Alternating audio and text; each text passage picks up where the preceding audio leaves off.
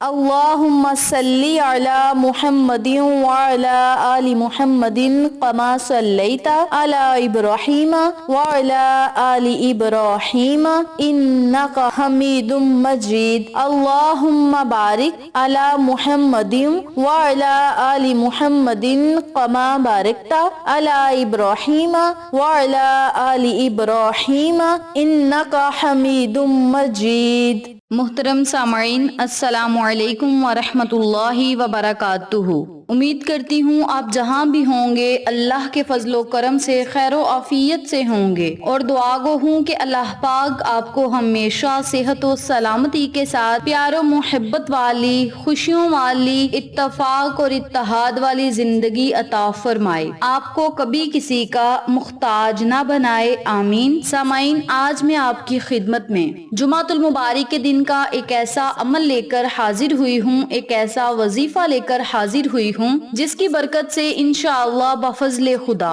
رب کریم آپ کی دعاؤں کو سنے گا، آپ کی صداؤں کو سنے گا، آپ کی پریشانیوں کو ختم کرے گا، مشکلات کو آسانیوں میں بدلے گا اور آپ کی دعاؤں کو قبول شرفیت کا اعزاز عطا فرمائے گا۔ اس کے علاوہ آپ کی لاکھوں کروڑوں کے حساب سے حاجات پوری ہوں گی، دعائیں قبول ہوں گی۔ جمعۃ المبارک والے دن آپ نے اس عمل کو، اس وظیفے کو جب کرنا ہے تو آپ نے آقا علیہ الصلوۃ والسلام کا صدقہ دے کر اللہ سے مانگنا ہے، پھر دیکھیں رب کریم آپ کو کتنا زیادہ عطا فرماتا ہے۔ اس عمل کو، اس وظیفے کو کرنے سے مشکلات فوراً ختم ہوں گی انشاءاللہ۔ اگلا جمعہ آنے تک آپ کی ہر مصیبت آسانیوں میں بدل جائے گی اور دعائیں قبول ہو جائیں گی۔ میری پیاری بہنوں اور میرے پیارے بھائیوں، ایک شخص کا کہنا ہے کہ میں مسجد میں جان بوجھ کر داخل ہوتا ہوں اور اللہ کے لیے 2 رکعت نماز تحیہ المسجد ادا کرتا ہوں، پھر دوسری رکعت کے آخری سجدے کو غروب آفتاب تک لمبا کرتا ہوں اور اس دوران سجدے کی حالت میں دعا ہی کرتا رہتا ہوں یہاں تک کہ مغرب کی اذان ہو جاتی ہے، کیونکہ جمعہ کے دن آخری لمحات میں قبولیت کی گھڑی پانے کا اچھا موقع ہوتا ہے، اور قبولیت کے امکانات مزید روشن کرنے کے لیے میں مسجد میں دعا مانگتا رہتا ہوں، اور بعض اوقات اگر کسی سبب نماز کا وقت نہ ہو یا نوافل کے لیے ممنوع وقت نہ ہو تو میں جان بوجھ کر ایسی سورت تلاوت کرتا ہوں جس میں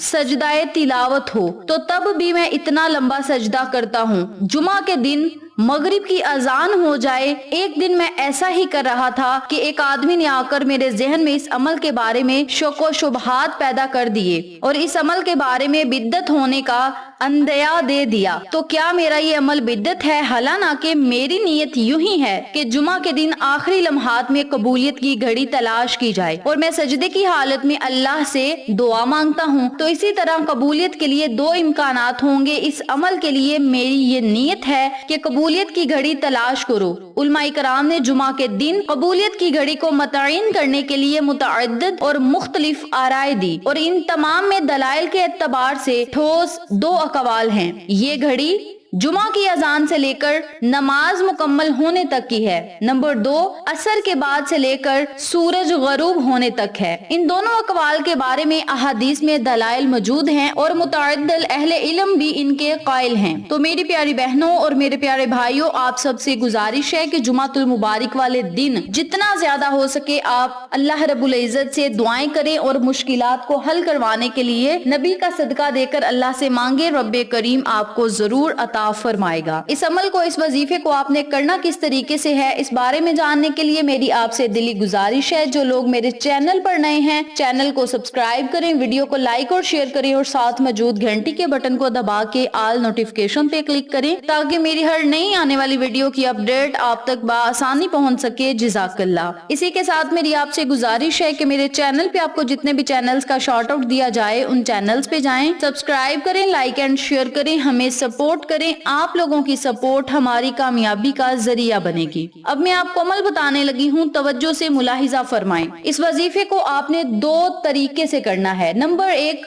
اس عمل کو آپ نے نماز جمعہ ادا کرنے کے بعد اسی جگہ بیٹھ کر 2 رکعت نوافل نماز حاجت کی ادا کر لیں یا پھر نماز تحیۃ المسجد ادا کریں۔ نماز تحیۃ المسجد سے مراد ہے کہ بندہ جب بھی اللہ کا ذکر کرنا چاہے، جس وقت اللہ کا ذکر کرنا چاہے، مسجد میں جا کر ذکر کر سکتا ہے۔ تو آپ نے اس وظیفے کو نماز جمعہ ادا کرنے کے بعد اسی جگہ بیٹھ کر 2 رکعت نوافل ادا کرنے ہیں۔ نوافل اس ترتیب سے ادا کرنے ہیں کہ سورۃ فاتحہ کے بعد 3 مرتبہ سورۃ اخلاص پڑھنی ہے اور 1 مرتبہ سورۃ الکوثر پڑھنی ہے۔ دوسری رکعت بھی آپ نے اسی ترتیب سے ادا کرنی ہے۔ پھر آپ نے سلام پھیرنے کے بعد اسی جگہ بیٹھ کر 100 مرتبہ حسبی اللہ لا الہ الا هو علیہ توکلت وہو رب العرش العظیم، ان کلمات کو آپ نے 100 مرتبہ پڑھنا ہے۔ اول آخر آپ نے 7 مرتبہ یا 11 مرتبہ درود ابراہیمی لازم پڑھنا ہے۔ جب آپ نے اس وظیفے کو نماز جمعہ ادا کرنے کے بعد کر لینا ہے تو پھر آپ نے اللہ رب العزت کے حضور رو رو کر گڑ گڑا کر نہایت عاجزی انکساری سے دعا مانگنی ہے، اپنی حاجت کے لیے، مقصد کے لیے، کامیابی کے لیے، پریشانیوں، مصیبتوں، غموں کو ختم کرنے کے لیے آپ اس عمل کو، اس وظیفے کو ضرور پڑھیں، کیونکہ یہ وظیفہ بڑا ہی طاقتور ہے۔ آقا علیہ الصلوۃ والسلام نے فرمایا جو شخص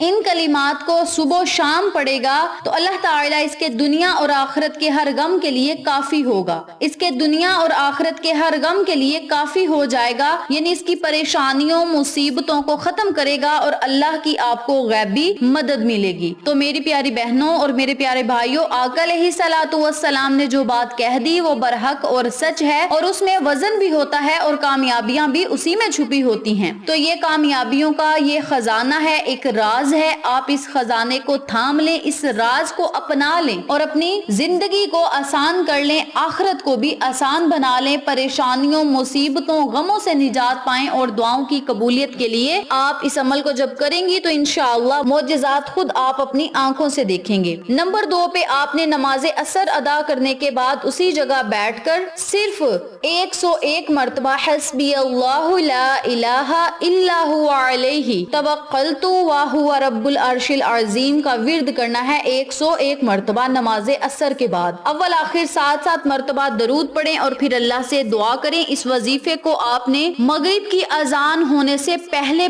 کر لینا ہے، یعنی پورا دن آپ کے پاس ہوگا، جب آپ کا دل چاہے آپ اس وظیفے کو کر سکتے ہیں عام دنوں میں، لیکن جمعہ کے دن نماز جمعہ کے بعد اور نماز عصر کے بعد آپ اس عمل کو لازم کریں، انشاءاللہ آپ کو فائدہ ضرور ہوگا۔ اس کے علاوہ جو لوگ اس وظیفے کو روزانہ کرنا چاہتے ہیں وہ صرف 7 مرتبہ نماز فجر کے بعد اور 7 مرتبہ نماز عصر کے بعد یا پھر مغرب کی اذان ہونے سے پہلے صرف 7 مرتبہ حسبی اللہ لا الہ الا هو علیہ توکلت وہو رب العرش العظیم، ان کلمات کو 7 مرتبہ صبح، 7 مرتبہ اذان مغرب سے پہلے آپ نے پڑھ لینا ہے۔ جو شخص صبح و شام 7 مرتبہ ان کلمات کو پڑھ لے گا انشاءاللہ اللہ رب العزت دنیا اور آخرت میں اس کی مدد کرے گا، کامیابیاں اس کا مقدر بن جائیں گی اور غم، پریشانیاں، مصیبتیں بہت دور چلی جائیں گی اور اس کی زندگی میں سکون و اطمینان آئے گا۔ اس وظیفے کو آپ لاکھوں کروڑوں حاجات کو پورا کروانے کے لیے، دعاؤں کو قبول کروانے کے لیے، پریشانیوں، مصیبتوں، مشکلات کو آسان کرنے کے لیے کر سکتے ہیں۔ اس عمل کو، اس وظیفے کو آپ ایک جمعہ کریں گے انشاءاللہ اگلا جمعہ آنے تک رب